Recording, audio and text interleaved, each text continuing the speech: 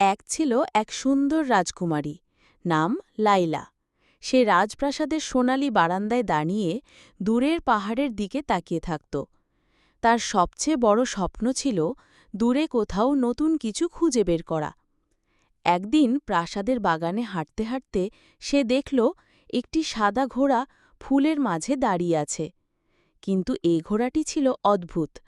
তার গায়ে নীল রঙের তারা ঝিলমিল করছিল, আর কেশরে আলো ঝলমল করছিল। ঘোড়াটি নিজেই রাজকুমারীর কাছে এসে নরম স্বরে বলল, আমার নাম লুমিনা, আমি জাদুর ঘোড়া। তুমি চাইলে আমি তোমাকে এক জাদুর দেশে নিয়ে যাব।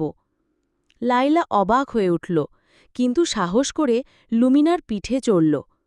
হঠাৎই তারা আকাশে উড়ে গেল। মেঘ বেরিয়ে রংধনুর দেশে পৌঁছাল। সেখানে ফুলগুলো গান গাইত, নদী ঝিকমিক করত, আর বাতাসি মিষ্টি গন্ধ ভেসে বেড়াত। কিন্তু হঠাৎ এক কালো ঝড় এসে সব রং মুছে ফেলল। রাজকুমারী বুঝল তাকে জাদুর দেশ বাঁচাতে হবে। সে তার সাহস দিয়ে ঝড়ের জাদু ভেঙে দিল এবং লুমিনার সাথে আবার সব রং ফিরিয়ে আনল। শেষে রাজকুমারী প্রাসাদে ফিরে এলো, কিন্তু লুমিনা প্রতিদিন তাকে দেখতে আসত। তাদের বন্ধুত্ব আর অ্যাডভেঞ্চার চলতেই থাকল।